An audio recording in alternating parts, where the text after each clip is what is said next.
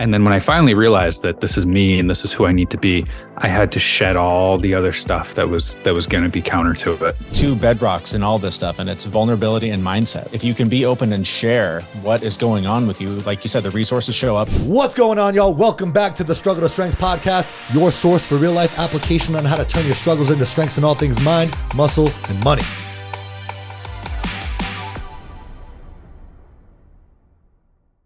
So Jeremy Grater and Zach Tucker, dude, these are our people. You know how you start having a conversation with people and within right off the bat, you know whether or not they're your people. Oh yeah. These dudes 100%.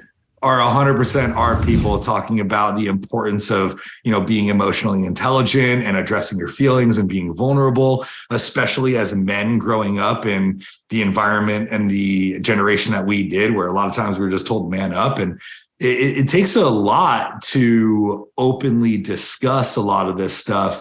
But Jeremy and Zach, right off the bat, we connected with them on a really deep level, and their stories are phenomenal. And you can tell that they're doing really good work in helping people truly understand like who they are and like who you are as a person, and how you can make the most of your time and how you can make the most of your relationships. Like there's so much that goes unsaid and left unsaid in relationships these days, where communication is not optimized because of these deep fears that we hold that we need to express. Like women are very good at expressing those feelings and those emotions and those fears and communicating those things. Men of our generation, not necessarily. And so they went over a lot of really valuable tools and tactics. And I know I had to dip a little bit early in the episode of how to actually overcome that. So what were some of the takeaways, man? Yeah, we talked about finding mentors, being vulnerable, how to reach out, like how to actually reach out for help, and improve your life that way. And some really powerful self-care rituals. And Josh had to leave a little bit early, but we kind of definitely stay to the end, because we ended with like top 3 kind of like daily practices or rituals to like set yourself up for success, as well as a really great list of like 4 or 5 killer books that you should read immediately. So definitely stay to the end for that. Yes, dude, I'm hyped to listen back to the episode now because I want to know what those are. And it's funny, I had to leave because I had a therapy session. So I was exactly. It perfectly aligned with the episode. And then I love that you guys kept it going, and I'm excited to listen back to get those. So I'll probably listen back. I'll probably grab my notebook. I suggest you guys do too. So enjoy this episode. We'll see you inside. So I was finding the most ridiculous parts of my life and exposing them, because it was one of those things where it's like, if I put this out there, it can't hit, it can't haunt me later. So that was really where I sort of learned to be vulnerable on a microphone. But yeah, then, like Zach said, the conversations we were having were sort of a result of a major lifestyle change. Like I went from the guy that was, hammered all the time and drinking to mute his feelings and not cope and not deal with things. And, was heavily overweight, just tons of just mental health issues. And through a series of events, ended up on a different path and was pursuing ways to feel better, to lose weight, to, just have the demons in my head a little quieter. And like Zach said, we met around the same time that we had kids. And so we were, sharing that experience of being new dads and the struggle that was and how challenging that was. And so, what was initially sort of the, very cold, hey, nice to meet you. How about that sports ball game the other night, sort of conversations evolved into more of, man, are you getting any sleep? And how's your kid doing? Like just sort of the more parenting stuff. And then I realized that, this journey that I was just starting in taking better care of myself, Zach was a few steps ahead of me on it. And the more he revealed about the things that he was trying and experimenting with and the successes and failures he was having, it got me curious. And so I started doing the same.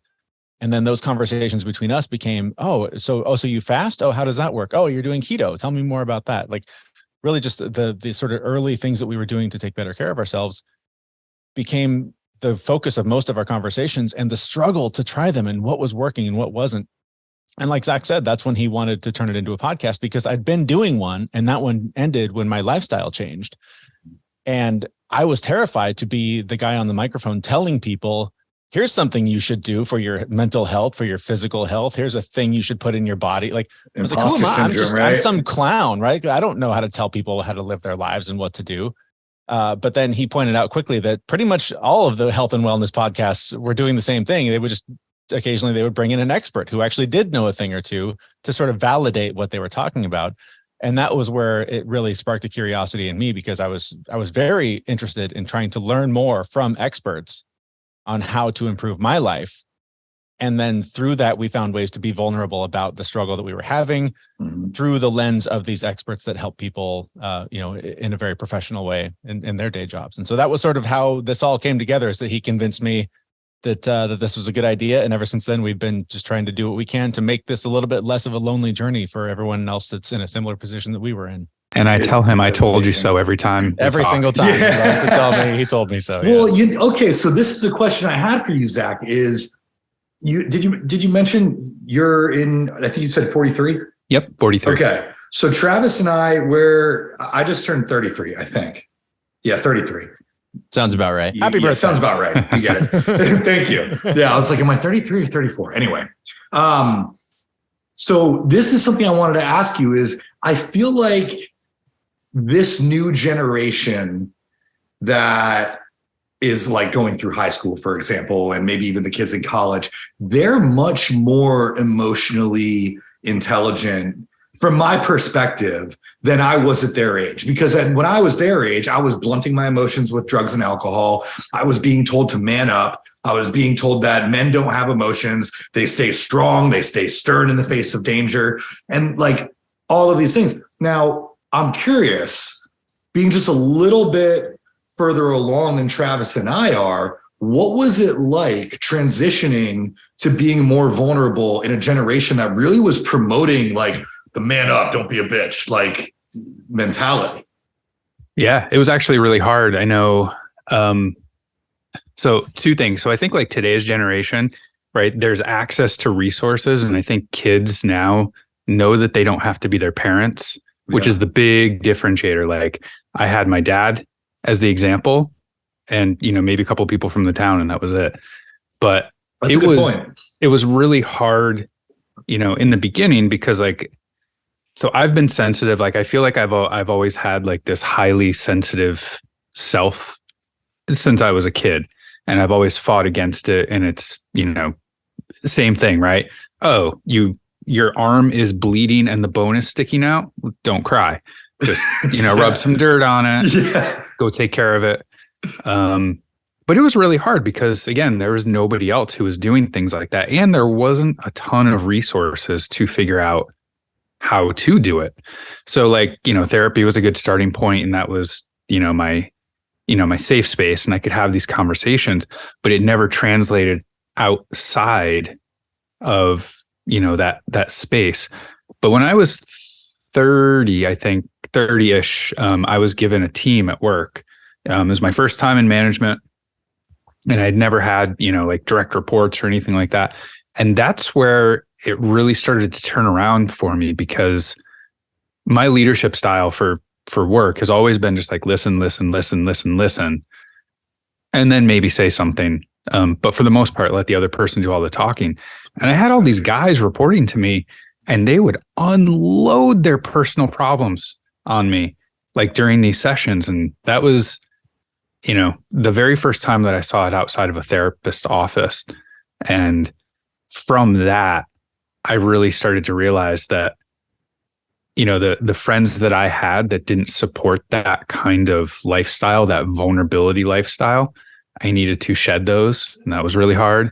I needed to get away from the people who were telling me to rub dirt on things, and really just surround myself with the people who were open to that vulnerability and were going to help and support me along the way.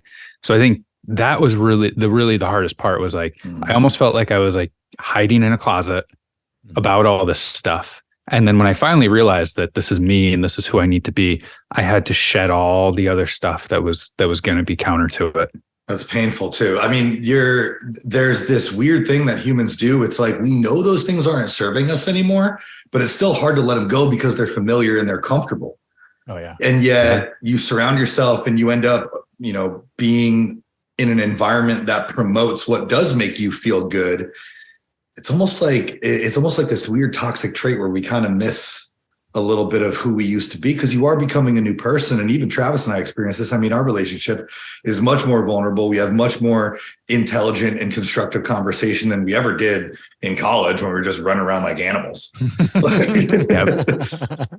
But once you surround yourself with those people, you start to feel more comfortable being more vulnerable. And dude, like I'm sure you experienced this, how much, I don't want to just say healthier, but more constructive, productive, beneficial are your relationships now, not just romantically, but your friendships and the relationships with the other people in your life, like much more fulfilling, right? Oh, absolutely. 100%. Yeah. There's no, I felt for a long time like I didn't have depth in a lot of my relationships. Everything was very surface level because no one was willing to dive in. And so when shit got hard, it felt like I didn't really have anyone to talk to outside of my therapist. Like I felt like I didn't have somebody to lean on. I didn't have somebody who I could like bother with my problems, is what it felt like. I think it's kind of it's completely different. I think it's kind of one of those things where with so much of this stuff where you don't really realize how beneficial it is until it's not there. You know what I mean? Like I recently moved. And so I live in a town where I basically know nobody and we're starting to make friends and all that. But in a lot of the interactions I'm having, so much of it is like back to 10 years ago. It's like, so what do you do for a living? That's a measure of your manhood. Okay. How much money do you make? Also a measure of your manhood. And it's so funny how I have basically immersed myself in a community where it's okay to just be like, man, sometimes it's just too much. And people are like, yes, I know it totally is. How are you managing? And so it's just weird to be sort of starting at square one and trying to build a new community and find, my people where I can be me and not worry every time I open my mouth that, was that too much? Did I share too much there? Like it's weird when you have to sort of start over or you meet new people and you're like, how do I navigate the small talk stuff? I don't get it. This is weird. Yeah. And sometimes it happens right away. Sometimes like we joined a new gym here recently and I had one interaction with this guy and I was like, you're not my people, dude. He opened his mouth one time and I was like, I've had both experiences in the last few weeks. There was a guy that I met and like, yes, totally my people. I would hang out with this guy all day long. And another guy where I was like, we immediately have absolutely nothing in common. And I hope that we never cross paths again. Immediately no. Immediately no. Hard stop. Stop. It seems like vulnerability is like a big piece of it for you guys. Like, why is that such a strength? So I'll start it. Like for me, vulnerability is like, there are demons, there are things I'm struggling with. Being okay talking about them for me brings me the resources that I need to get better in whatever it is. So if I keep them inside, I'm never going to get better. Like, I can fight the battle alone, but what I found is that anything that we do as human beings, it's better to have a coach, a teacher, somebody who has been there before, guiding you along the way. And if you're vulnerable about things, right? I mean, I tell Jeremy things all the time and, it doesn't happen all the time, but I'll be like, hey man, I'm really struggling with X. And he'll go, oh, I ran into this one person who does a thing that's similar to what you're talking about. And you should talk to her. So if you talk about your vulnerability, one, you release it. And I think we all need that ability to get it off of our chest. But two, the resources you need to help you with whatever it is you're struggling with will show up.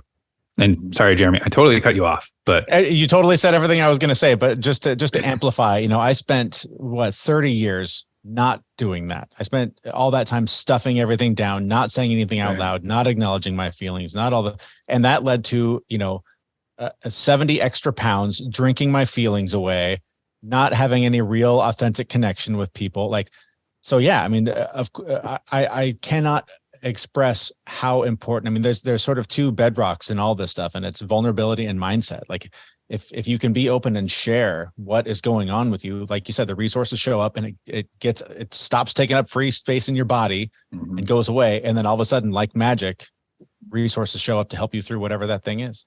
I think a lot of people would be surprised, like how open people are to talk about this stuff. Like you're always going to run into people who are a little more, I don't know, they just like don't know what to say or whatever. But I know for me, one of my favorite parts about kind of getting to a new level in my business now, where I'm like doing a little bit better, and like is having people who are in the same industry as me, maybe like one step behind me or something, like reaching out to me and asking questions and asking for help. And then when I give them, like, I'm like, dude, fuck yeah, I was just in this position. I know exactly how you feel. I'm actually literally still partly in the position too. I've just kind of like figured out a few things. Here's what worked for me. And then seeing people's reactions of like, dude, I can't believe you like spent the time to like talk to me about this. Like, thank you. Cause it's like, yeah, man, like that's one of my favorite parts about all of this is being able to do that. And I think a lot of people are like maybe a little nervous to reach out to other people because they think like, oh, they're busy, they're not going to get back. It's like, dude, a lot of people would love to, because like in my position, like if I explain something to you of how I did it, I'm actually like learning that myself. Yeah. It's actually really helpful for me to have those conversations. So when I'm like more than happy to talk to like my peers or people who are in the industry and explain how I do things. Like I love doing that. And I feel like there's a lot of people like that. Like they'd love to talk to you about this shit and give you advice. And, I 100% agree. And I actually recently started a new job where my job is literally helping people all day with growing their podcast or whatever. And it's incredible how much I am. And I know this, I've been preaching this forever without the sort of the outlet to do it. But there is no better way to learn than to teach somebody something. Like as you're having to articulate it and figure out how do I explain this in a way that will make sense to somebody else, rather than just like letting all the, race happen in your head of trying to put together an impossible puzzle and like, oh, I don't know how to do this. The minute that like you're forced to say it out loud to somebody else in a way that's going to make sense to them, the clarity that comes from that is incredible. So yeah, the more opportunity that you have to share whatever your experience is, the more it makes sense to you, because you have to say it out loud and make it really clear for other people. Yeah. And I feel like feel free to be like specific too. Like, if somebody messages me like, hey, how do you get clients? I'm just like, dude, read my book on page 87. You'll find. Yeah, I mean, it's just like, I don't even really, I try a bunch of fucking shit until something works, you know what I mean? But if you're like, hey man, I have this client and they asked me this question, what would you do? I'm like, boom, love. Cause I'm thinking about it and like I answer it. And it's like, it's not like I'm freaking, but like if anybody is that you see, I think people who are kind of like one or two steps ahead of you are great mentors, because those people are going to be so stoked to partake. Like they just went through it, and they're more relatable. If you're trying to talk to the Buddha on the top of the mountain and you're down at the base, dude, half the shit's not going to make sense. No matter what they say, it's not going to relate. They have gone through so much more. But the guy that's just you can see him is at the end of the path. He knows how to get there, and he can make it really clear. And that's why. I was just that is what got me excited about our podcast is when we really made it, it made sense to us that we are not the experts. We are on this journey with you. We can see you just a few steps back because we were just there. So we would love to get you up here with us while we're still trying to get over there. I love it's almost like if somebody who's just a few steps behind where we are, and I've done this, like I have my notes app open right now where they ask a question and you're forced to formulate a response. And like you said, Jeremy, like actually think about it. When you're building a business and you have to write your first statement of procedure and you're like, okay, so I know I do this thing, but how do I do it? And then somebody like that asks you a question, that helps, because now when I'm answering your question, I'm writing it down in my notes app or in a Word document. And now I'm making a statement of procedure about the question that you just asked me so I can pass it on to the other employees. Exactly. It's like, it is very helpful. So I think, Travis, that's a really good point. Like people who are just a few steps ahead of you are going to be your best mentors. They're going to be hyped to answer that question. Things are going to be relatable. It's going to be very recent as to when they went through that experience. And that applies to your business. It applies to your mental health. It applies to your everything you could imagine, your relationships, because we all have the same problems. We're all human. We all go through the same life experiences. We all have different responses to those life experiences and different traumas that we're trying to overcome. But if we don't talk about it, then you'll never get ideas from other people about what worked for them and what might work for you, because there's no one size fits all. And I think the most interesting part of this whole journey, especially as it relates to like the mental health side of things, obviously this concept applies to building a business, building a physique, building whatever it is.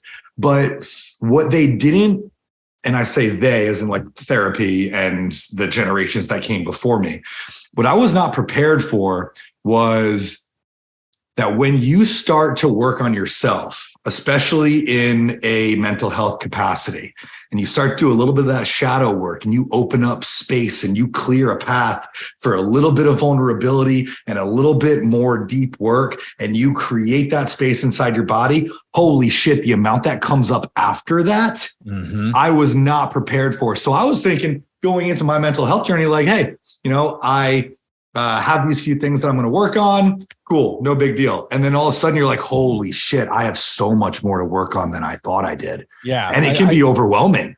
I don't think it ever stops being overwhelming. Like you really have to like take steps back every now and then. Like I was just preparing for this conversation today. I was just thinking about like, who am I? I'm this guy that like hurt his knee and, had to get on a bike to start taking better care of his knees. And then all of a sudden that taught me about being present and being in the moment. And so I was like, oh, how do I bring more of that into my life when I'm not on the bike? And so I found a therapist who taught me about meditation. And all of a sudden, like now I'm meditating all the time. And then all of a sudden I'm like, oh, breath work, that sounds interesting. Cold therapy. Oh, I want to try that too. And it's just, I just feel like, we say all the time that our show is sort of for people who got sick of their own shit and finally wanted to get out of their way and didn't know how. But like, I'm a guy who's constantly sick of his own shit. Like whatever demons I've exercised, I find 10 more waiting on the other side. So it's the battle that you will fight until you're in the grave, but it is so much more rewarding than sitting on the couch and drinking my feelings away and, swallowing a box of ice cream to stop, hurting. So it is a painful and lonely journey. And that's why, again, vulnerability, support, community is all so important on figuring all this out, because it doesn't stop being overwhelming. Yeah, I think just to emphasize that and to go back a little bit, you said no one size fits all. Like, when you're talking about a business, right? You can take what one business has done and recreate it at another business with like some of the same steps, but we are so individual when it comes to mental health, physical health, that like what you're trying to get help with might not work for you, and to be able to move on. So this being a lifelong thing of like, oh, I opened one door. Oh, there's 3 more doors. And I opened 2 of those and there's 10 more doors.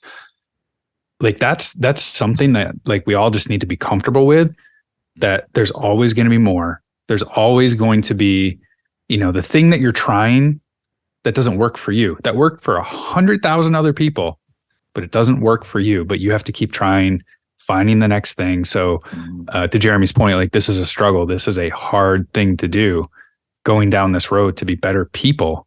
And that means failing, picking yourself up, failing, picking yourself up, and trying to get through the next door. So I just want to emphasize that part of it, because one of the biggest reasons we do this podcast is to tell people that it's hard. Like if you just followed all the steps that you see in the Instagram post, it's that easy, right? Just do these things, do those 10 things. But those 10 things are really fucking hard. They're really hard. I like to think of it, it's in my brain, I think of this as like all of our reactions, all of our traumas, they've triggered like neurological responses. And those are like, to me, I think of them like rivers, right? And a new river starts with a very small stream of water, and that stream of water creates a groove. And then more water tends to go down that pathway because that's been open. That's how you respond. That's how you react. And that river becomes bigger and bigger and bigger. And it's made of more and more and more grooves. So if you're trying to change that pathway and redirect that water to a new reaction or a new response, you're going to have to create new small patterns that start the same way. And as you transition, as you move water from one stream to another, you're working backwards. There's going to be more of those grooves from the previous river. So as you like lower the water level of one river, you find more grooves, and it just keeps going. There's more and more and more. And you have to be able to assess, am I responding the way that I want to? Am I creating this new groove that I want to? And that can be really challenging. And it just feels like there's a lot. But I'm checking out the time right now. It is 11. And so I am going to have to jet because I do have a hard stop. Travis, do you want to keep going or do you want to? Yeah, I just have like 3 finishing questions. So if you want to jump off, I can ask them these 3 questions and then we can hop off. That would be awesome. I really appreciate you guys. Now, speaking of everything, I am, this is a hard stop just because I have therapy. So awesome. Yes. I love and that. we support that. Yeah. Yes. I'm going to go work on myself. Good priority. Good priority. Real love men it. go to therapy. Let's go, guys. Awesome. Anyway, Jeremy and Zach, it has been an absolute pleasure to meet you guys. I can't wait to keep in touch. You guys are right up our alley. I really appreciate what you're doing. You're our people. Hell yeah. Yes. Dude. Right. Our people. All right. Thank you guys so much. All right. Thanks, Josh. Take care. That wasn't a stunt either. We're not saying like, oh, he's leaving for therapy as an example for everyone else to go do it, but we do encourage it. Absolutely. So I just got a few questions for you before we hop off, kind of like actionable questions that people can follow up on. One is, what are your favorite? I don't necessarily need to put a number on it. It could be between 1 and 5. Mm-hmm. Your favorite like self-improvement practices or rituals. As an example, for me, I think like sleep, cold exposure, and meditation are 3 of the most powerful. You really are my people. Yeah. But yeah, what do you guys, I don't know if each one of you, if you have the same or if you guys each want to, say what you think. I think they're different, but go ahead, Jeremy. I'm going to double down on what you said. I literally, like, every morning, if I don't take a cold shower, I at least, when I walk my kids to the bus, I'm doing it in probably a shorts and a t-shirt, even though it's 1 degree Celsius, just because I want to be out in the cold. I want my body and my brain to come back to now, survive this moment, right? Just get through right now. So, and when it's not that, I live right next to a river and a lake, and so I can go jump into those whenever I want. Cold therapy has been huge for me. It just really shuts everything else out, and it forces me to just survive the next 5 minutes or whatever it is. So hugely beneficial. Sleep also, I try really hard to get 7 or 8 hours every night. I've got young kids, so it's tough sometimes because it's tough to get them to sleep so that I can then go to sleep. But just so foundational. And again, meditation completely changed my life. When I met my therapist, and he was the one that taught me how to do what I was doing to survive being on a bike for 45 minutes on city streets, and to bring that into the office and to bring that into my family, and to be able to just, again, stop living in the past and stop worrying about the future and stop listening to all these stories that are just running in my head, and just come back to what's real right now. Are you okay right now? Mm-hmm. That is what meditation is. It is the practice of experiencing life as it is, not the one that you're worried about or reminiscing about. So you completely stole my thunder, but those are my 3 key things that I do every day. Well, it's good. Yeah. I'm glad to know that, that it kind of gives validation to what I'm doing. And a note about meditation, because I was like the most skeptical person ever for a very for years, is I finally kind of like understood it. And to me, it's like the exact same thing as working out. If you're massively overweight, that's kind of like an example, I think, of where a lot of people are mentally. They're just like, so, anyways, if you're in that position, let's say you get like a really good trainer, you get like a good program, you show up, you do 1 weightlifting session, you're not dropping 30 pounds. No. Like, nothing is going to happen to you. That's what it seems like. You're going to experience absolutely nothing, except you're going to feel really sore the next day. Mm-hmm. But if you do that consistently for years, you're going to be in great shape. You're going to be really healthy. That's just the way it works. And so that's the way I feel about meditation. Like, if you meditate one time, it's not like you're like, oh my, wow, I am immediately cured. Like, you're going to feel nothing. But if you do it like regularly, all of a sudden you're going to be like, damn, I'm like feeling real good. You know what I mean? Like, that's another one of those things that I think you don't really realize how beneficial it is until I want to say until it's not there, but that's not the case. In my case, I had a super stressful situation at work. There's people that I worked with that were completely just intolerable. And that was part of what drove me into therapy. I was like, I need to bring more of the peace I find on my bike into my office. And when I started doing it, there was one day, I still remember it very vividly, where the stuff that normally I would have just been pissed off, it would have ruined my day, probably my week. I would have just been furious.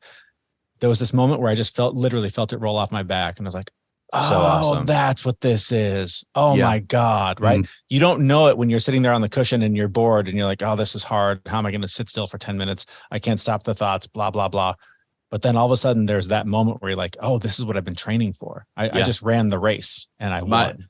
That moment for me was going into my doctor's office. I'd had like a bunch of, or not a bunch, but like I'd had, 1 to 2 coffees that morning, going into my doctor's office, getting my blood pressure checked and having it be healthy.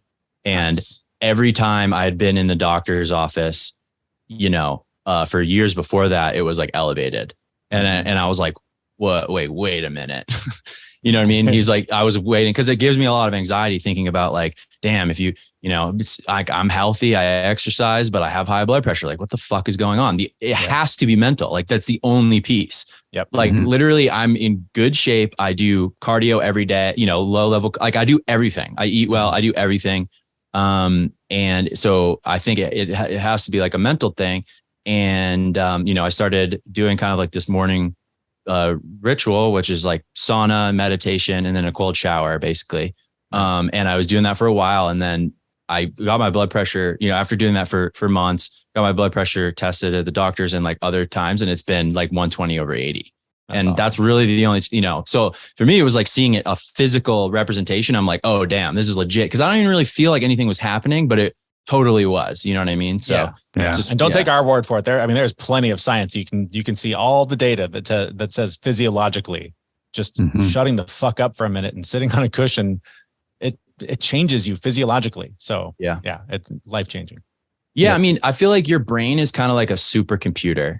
And when you're like the most advanced supercomputer of all time, and when, you got to restart your Mac once in a while to let it like do some shit. Like it's not even, you're like the fact that you're not doing anything or nothing is happening is the whole point. Like your brain is organizing things in the background. And like that adds up after a while. Yeah, so. Absolutely. Yeah. If you're a Mac though, it's like once every 2 months. If you got a Windows PC, it's like every 6 hours. Yeah.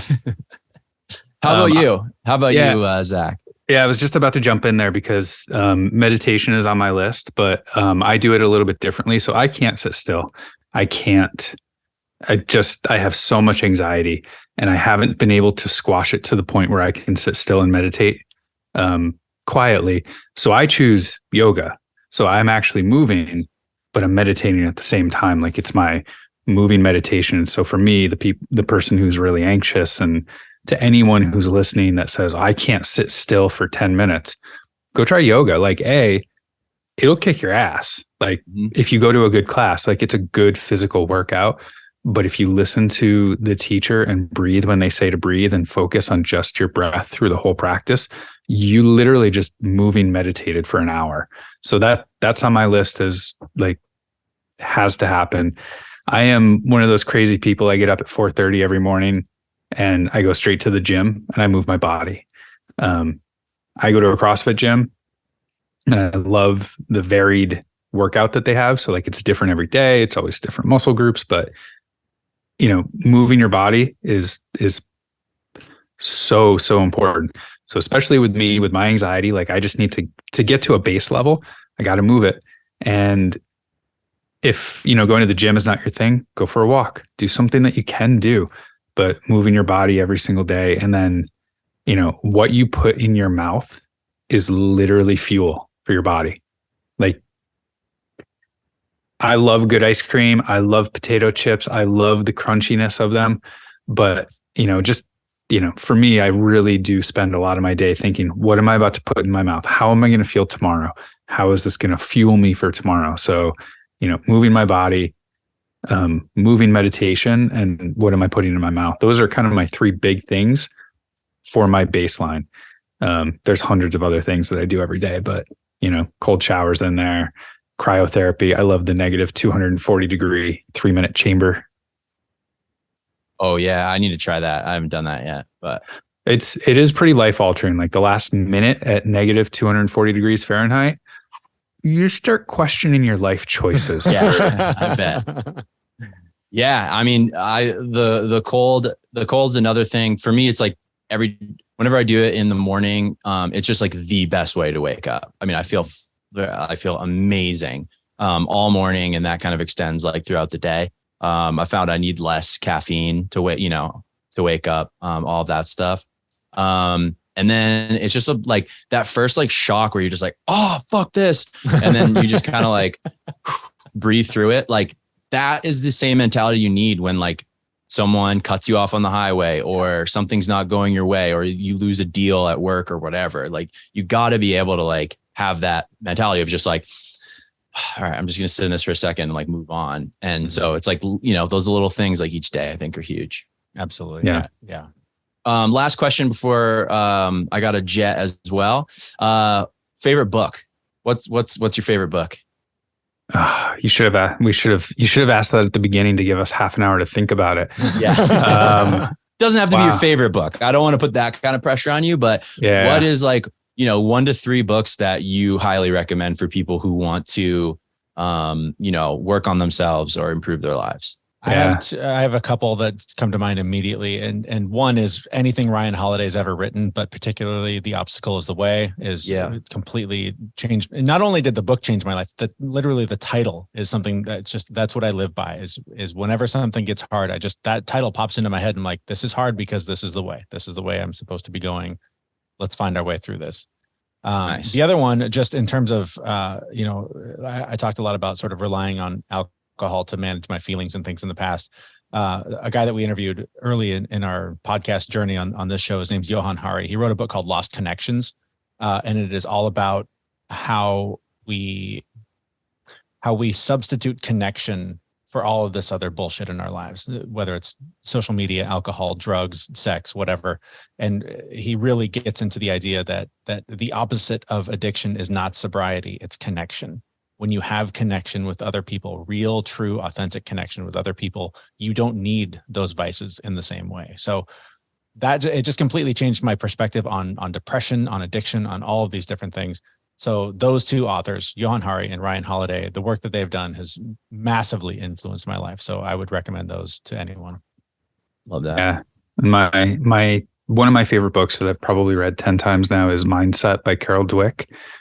Talks about growth mindset and fixed mindset, where fixed mindset is you believe what you believe and that's never going to change, and you are who you are and that's never going to change.